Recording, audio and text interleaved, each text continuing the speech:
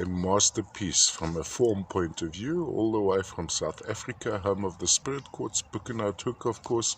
Now this was, typically we have a central quartz crystal surrounded by the smaller ones, but what was interesting about this deposit, and this must have been in the early 2000s, is that the matrix is flat.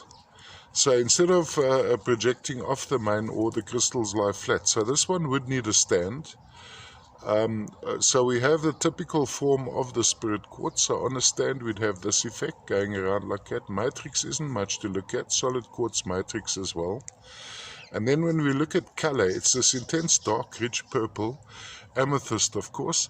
Let's have a look into the terminations. And also what's unusual about this, it has almost a milky section at the bottom.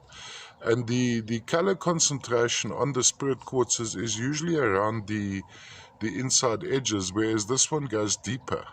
There is a larger concentration around the edges, but there's some amethyst in the depth of this as well. See if you've got a bit of a starburst effect there. There we go. There you can see the color concentration around the edges. All the way, of course, from the home of the spirit quartz, Buchenhout Hoek, South Africa. Good size piece. We must be looking at about 2 inches plus, edge to edge. There we go. Very, very bright and lustrous. You just see if I can get a more accurate indication. That's slightly overexposed. This again is slightly underexposed. I think my still pictures are totally unprocessed. So as I'm getting them out of the camera, that would give you a pretty good idea with grass as a background.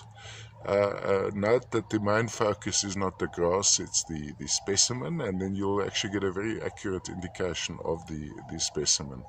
Photography is a challenge which has been ongoing for me for years.